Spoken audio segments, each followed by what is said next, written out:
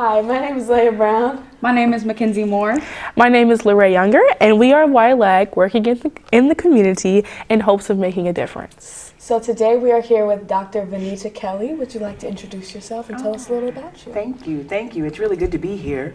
I have come to Ohio and I'm working on the Governor's Closing the Achievement Gap. I was recruited out of Spelman College, where I was an associate dean for student development and leadership. As a matter of fact, I did a program called Women of Excellence Leadership Series that I designed for Spelman, and then was working with young women who wanted to be leaders in their community, quite a bit like you all. I'm from Kansas City, Missouri, and began moving out of Kansas City, Missouri as an undergraduate, went to the University of California, Berkeley for my undergrad, mass communication, cinema and literature. My majors went on to Howard for my master's degree in mass communication and public policy. I did my doctorate right back home at the University of Kansas. So I'm from Missouri. I went to the University of Kansas and got my doctorate in intercultural communication. And then I was in the professorate for some time. For some time I was doing that. I taught African American studies, intercultural communication, gender studies, African American communication and culture. And I have a really strong interest in both communication, images of culture in the media, what those images tell us about ourselves, and also in education. And I worked in, again, when I'm in Ohio, I've been working in education and intercultural. Yeah, so there's some things about me. I've come from a family of 9. Oh, wow. Yeah, that kind of thing. So my people come up from Mississippi originally. There's all kinds of things we could learn about each other during this time. But I want to really concentrate on you all. So we know that women have had a tremendous impact on the lives of people in our community, but many times we don't have the details about these important figures and these important women and what they've done. And many women remain unsung for their fights and stuff like that. So maybe we could talk about some of that? Yes. You know what, I want to start off with, I just love this. You know, I'm the quintessential geek. So if you tell me, hey, we might be chatting about this, I'm going to go out and find as much research about it, and which I'm going to encourage you all to do, especially as you're, moving towards this greatness and the work that you do. But I wanted to start off with women and young people who were your age who really made world history. They made world history that you might not have ever known about. We hear about like the Brown versus Board of Education, and we know that there was a young girl whose family wanted her to be able to go to school where she wanted to go to school, which is right there instead of way down there, where she would go and where she wasn't going to have the best, the same kind of education. But we forget about Barbara Johns, too. And Barbara Johns was 16 years old, out of Virginia, and she was a person who she developed the strike that they had in Virginia that closed down her separate and unequal school. And then her case became a part of the 5 cases that were a part of the Brown versus Board of Education. And she led that school strike because we're not getting the education that we want to. Her case was folded into Brown v. Board of Education with this little 8-year-old black girl, whose last name was Brown. And she eventually has to leave Virginia in order for her to even finish school. She went down to Atlanta, Georgia with her family, which coincidentally, there's a gentleman by the name of Vernon Johns, who was a precursor to Martin Luther King and the work that he did down there. And one thing I've never found out is whether or not she was related to Vernon Johns, who was also a person who said this is not going to happen in this kind of way. We have to think in different ways about the lives that we want to live. And it sounds to me like that's what you all are trying to do as well. So I'm really glad to be here to talk with you. But then the other young women who were, six of the Little Rock 9 were girls. And when you think about it, they were girls of their time, 16, 17 years old. I think Elizabeth Eckford, there's Minnie Jean Brown, there's Melba Patillo Beals. We might hear about Minnie Jean, we might hear about Elizabeth Eckford, but we don't necessarily always hear about people like Carlotta Wallace and Thelma Mothershed, who were the other girls who helped to integrate the Little Rock High School in Little Rock, Arkansas. And they were doing that at particular ages. I think about a story I once heard Julian Bond, famous, right? We know Julian Bond. And he said he was 17 years old.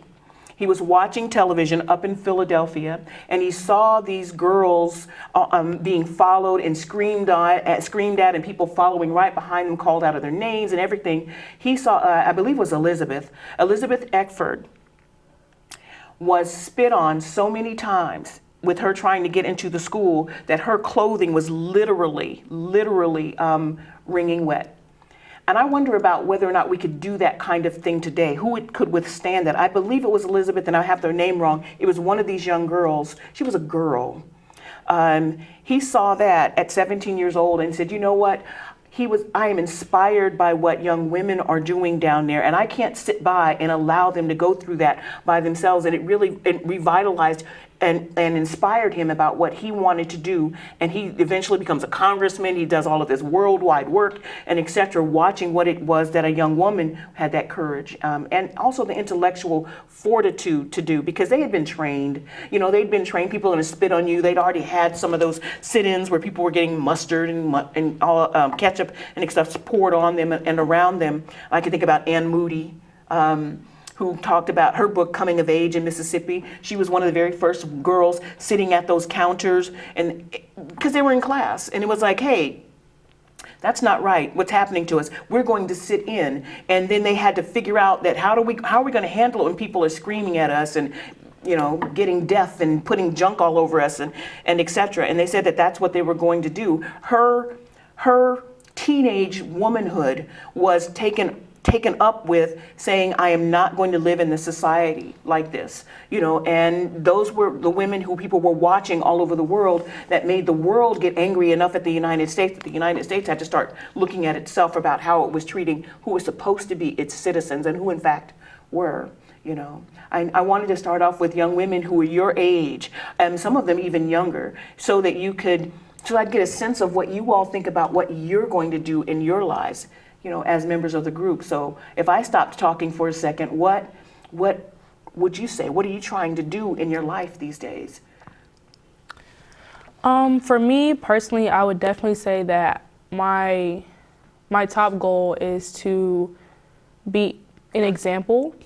So even if something that I strive to do that will better something for African Americans, minorities in general, females, even if what I'm trying to do does not fully come full circle in my lifetime, but to just be an example for younger girls or even girls my age or older to carry that on. And so that later on there will be a difference. So I know we're not talking about women, or we're not talking about men, but like Martin Luther King, he knew that his goal and his vision probably was not going to happen during his lifetime, but people always took that and continued to carry that on. And we're not exactly where we would like to be, but we've made a lot of progress. So I would say that's my goal overall. If you all don't mind, if you'll keep thinking for a second, one of the things that I did prepare for today was the fact that Ella Baker, what people many times forget, Barbara Ransby wrote a book about this, and there are so many things for us to read. I actually have a list of 27 books that you just make sure you get them into your libraries over your lifetime, and maybe even read them by the time you finish college. And but it was Ella Baker's political insight into what could happen and how things could happen, her planning and her strategic plan that Martin Luther King put into place.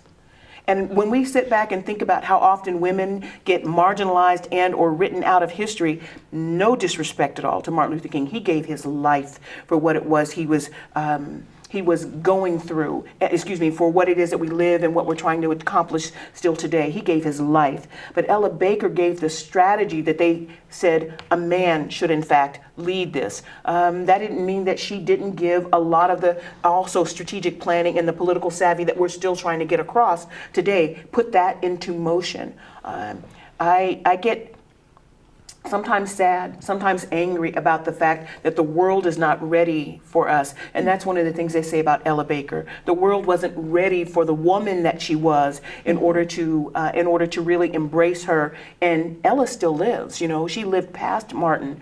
And what if he was there and were sophisticated enough, even as a people, we're sophisticated enough to say, Ella has the ideas. She is the one that helped to put it in place. Let's make sure Ella becomes that leader that could move us forward. I think we're still trying to get there even as a people, but I did want to hear what you all had to say. I think that one of my goals right now is to continue to educate myself, because I feel like I can't help anybody else know anything, or I can't help the community or anything like that if I don't know as much as I can.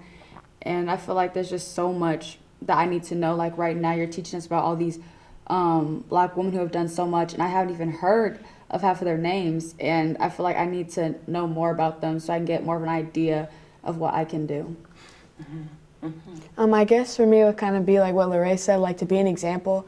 So like for me, like one of my goals in life is to become a general surgeon, and me being a woman and Black and Hispanic, it's just like it's like a triple minority situation. So it's like I want to be that inspiration for a young girl who's Hispanic or Black to be like, oh, maybe I can go into the medical field. Because for me, I grew up with a lot of medical professionals in my family. My mom's a nurse, my grandfather is a doctor, my grandmother's a nurse. So it's like, and I've done like a lot of work with other Black doctors in the area. Like I shadowed Dr. Spencer over the summer. So it's like I've had that motivation, but not a lot of them, besides my mom and like my grandmother, are women. Like, and not a lot of them are triple minorities. So it's just like, like I want to be that example for somebody to like know that they can follow in my footsteps if they wanted to, or even branch off and do something bigger and better. But to be that foundation for somebody would be best for me. Yeah, that makes a lot of sense. Are you working on having the things that you want to say about being a triple minority to the folks who say, hey, how did you get there? I haven't thought about it all too much, but I mean, just like being able to call on the people that have always been there to support me and everything. So it would really be like just getting your network and your foundation set, because nobody can do anything on their own. Nobody's really self-made. Nobody really made it from the bottom by themselves. Like you have to have people that are there to encourage you and build you up and get you to where you are. So yeah. Who are the Latino women that you look to that also? I guess one of them would be my great-grandmother. She is one of the women. She came straight from Cuba with my great-grandfather and then my grandmother. So they came here and made a completely new life for themselves. Like they're a lot of my grandmother now is self-employed. Like they own a lot of my family down in Florida. They own like barbershops and things. So they came here and they made a different life for themselves. So that would be one of the like strong Latino women I call on when I'm, yes. Yeah, that's really wonderful. That's wonderful. You all ready to hear about some more women? Yes. I actually have a question. Sorry. Yeah, sure. So with all these women, something that I've thought about, even like personally, just in my own thought, where do you think these women got the strength and the courage, or what purpose did they have of trying to speak their minds and trying to make change? So for men, I can't speak on a man because I'm not a man, but for men, I could see like they know that they're men, so their voice is established. So even as a Black man, even though they didn't have as much as a Caucasian man did, they still know they had their strength to back them up, basically. But women, especially with women knowing that they are a minority, based at the bottom of the totem pole, what do you think pushed them to continue to persevere in making change? And I think about, one of the things, if you're going to talk about why, people kind of wonder this about Black women, they wonder this thing about why do Black women don't stay in their place? And what they really don't get is that Black women are in their place because you can take us all the way back to Africa. There was a whole Candace line of the Candace queens. There was Queen T, there was Ya Asantewaa. These were women out of the African tradition, and if you look at Ivan Van Sertima's work, it'll come to me in just a minute, that journal of, it's a quintessential journal of Black women in antiquity, ancient for forever, right? You can go back and look at the female countenance of the Sphinx and recognize where Black women were in their own estimation of who and what they were. And then you come into a way long period, and then into this enslaved period in the United States. And you sit back and you say, those women have always known their place.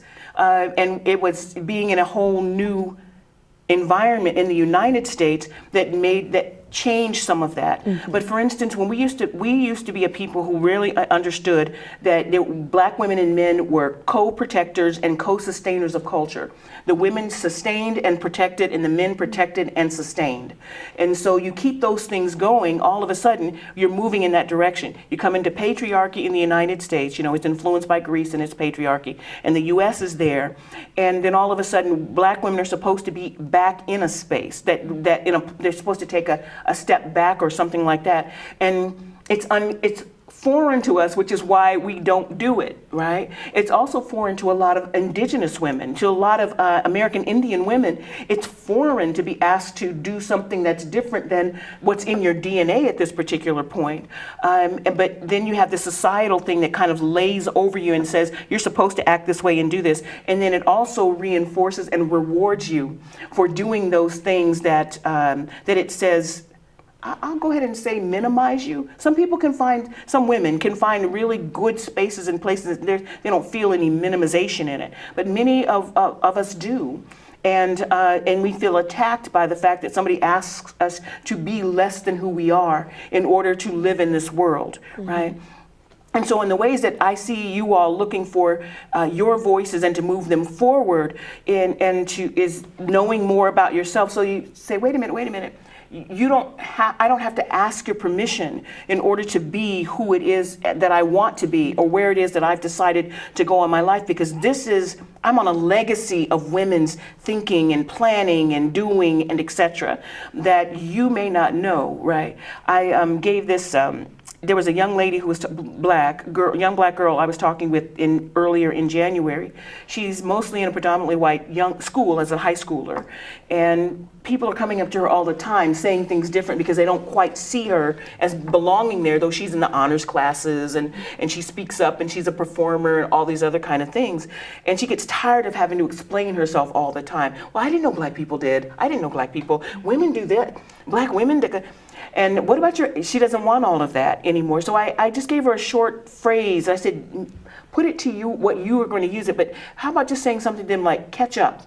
Or your version of catch up, because then it puts the onus on somebody else instead of somebody always trying to have black women decide and figure out for others the work that they have to do to know who we are. It's great. There's enough information in ourselves and who we look at in our families and etc. for us to say that.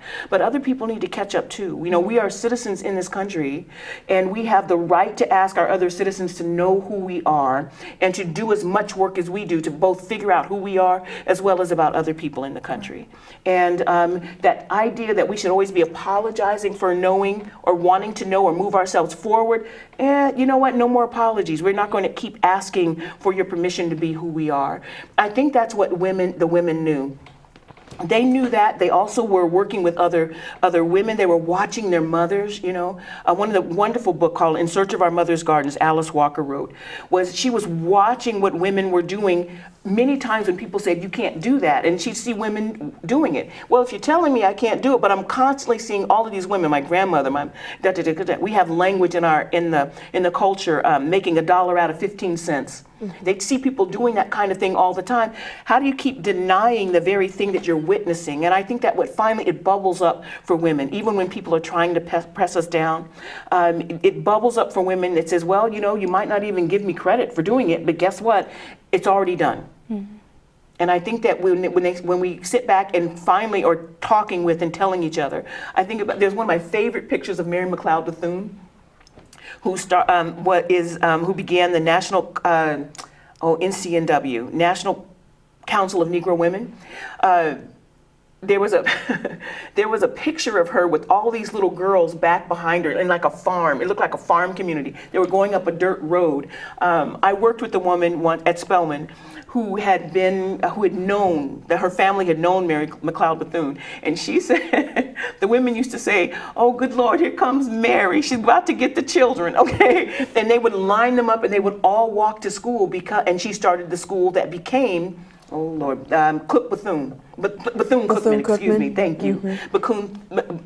Bethune-Cookman. Thank you, darling. Okay, became Bethune-Cookman, because she said, we are going to educate our children. I tend to get really upset sometimes when people don't think of black people as an education people. Even within the last 30 days, I've had someone explain to me that, we come from an education people. But they were talking about their culture, which is absolutely true. But that people have said that to me in my lifetime about black people being, about their particular culture being an education culture. And I know it's because they're seeing me as black and they're people who love me. They're not trying to be nasty.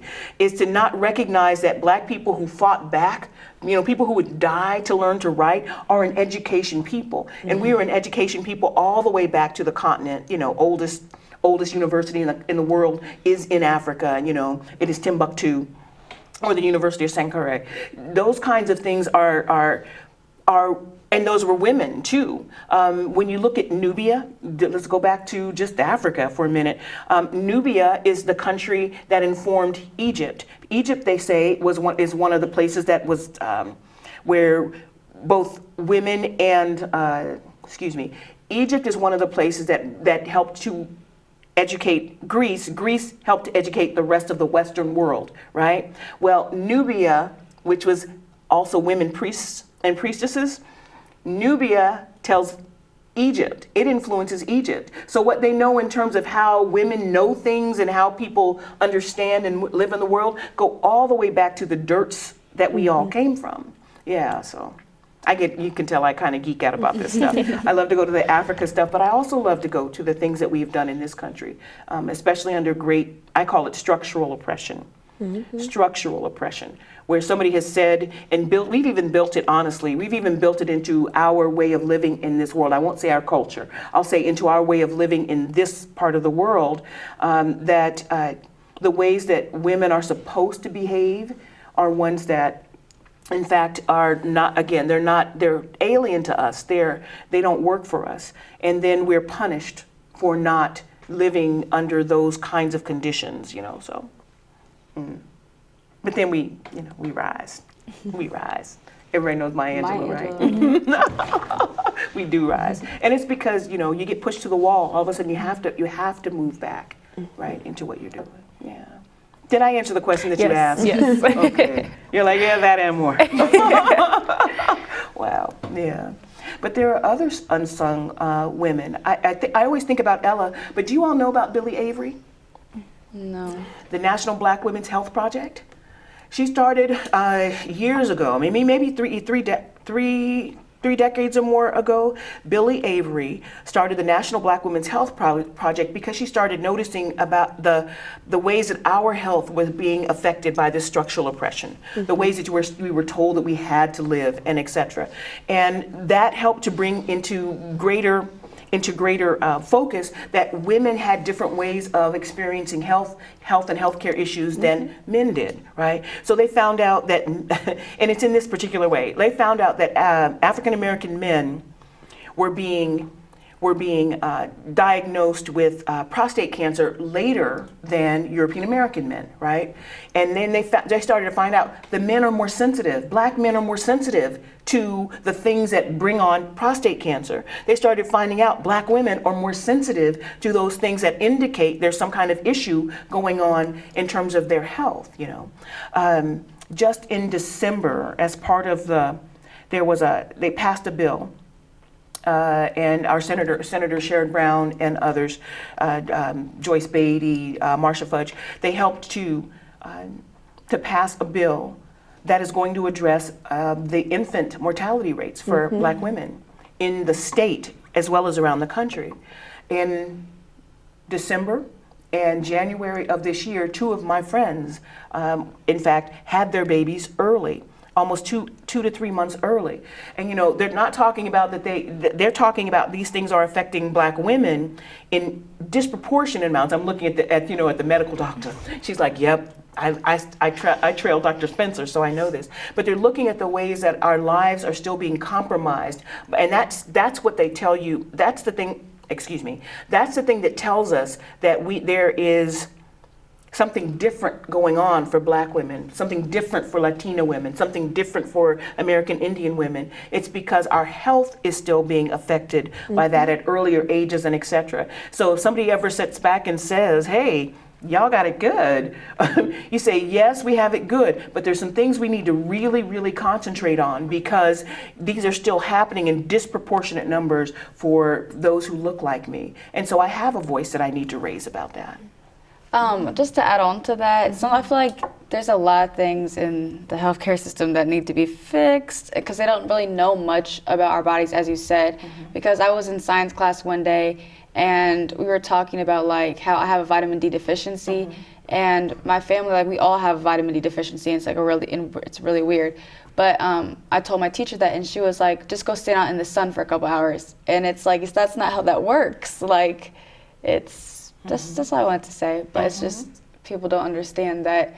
I feel like it's because of the I don't see color, that type of thing. People really start to not see color, and they see that melanin works the same way. I don't know. Yeah. How did it work though? What did you decide to do? I mean, what did your family do as a? We just take vitamin D pills, but it's like we can't just stand out in the sun. Like it's just no one has time for that. And my mom, she is always outside. She's always outside, so she thought that she was fine, but we still need more vitamin D, so. I think that particularly is like a climate thing. Like we did something about that in anatomy. It's like people that are like, that have like darker skin and like different facial features, like they just thrive better in a hotter environment. So like a lot of people, not even trying to like be like that, but a lot of people in Africa are darker, and the farther up north you get, the lighter people get, noses get thinner and things like that. So that's like the vitamin D thing, that's a whole like climate aspect that people don't like to look at because like global warming, and people think like, oh, the climate doesn't really affect people the way it does, but it really does. Like your skin and the sun and everything, that all ties into climate and a whole bunch of other health stuff. Yeah. I think about my two of my former students. Both of them were from Uganda, and Sister Flo. They're both nuns, and Sister Flo was broader. They both were deep, beautiful, deep dark, and. She was shorter. And she told me she came from the plains. And Sister Noelina Namusisi, what a beautiful name, right? Namusisi, she was slender, and she had grown up in the mountains, and her people were from the mountains. They both had become Ugandan nuns, though, as well. So yeah, those things could happen, absolutely. So. And just another thing about like Black women and like the way they're treated. There was this story that I heard about a couple months ago. There was this woman that she was like perfectly healthy. She was a great she was really intelligent. She had a couple degrees, and she was a Black woman. And basically the hospital that she was at where she gave birth, afterwards she had like some internal bleeding and some hemorrhaging, and they kind of just like pushed her off to the side and just was kind of like, oh, we'll get to her when we get to her, and she ended up dying. And there was a man that came up to testify for this man's wife, and he was like, there was a study that they did, and it's like, when Black women are 241% or something like that more likely to die on childbirth. Like these are educated Black women, like women with multiple degrees and a white woman with just a GED. So it's like you have to think about that. Like that doesn't even make any sense. Like so it's obviously something disproportionate about like how women are treated in healthcare, especially Black women, and the effect of all the systematic things that happen to them, that happen to us from like way back when, that people don't think still have an effect, but they obviously do, clearly. So yeah. I want the question, so what are we going to do? I mean, we're going to learn more. I keep learning. I'm always reading about this stuff, reading and or bringing in, because I read everything. So, I read the cereal box the fourth time I'm sitting up there.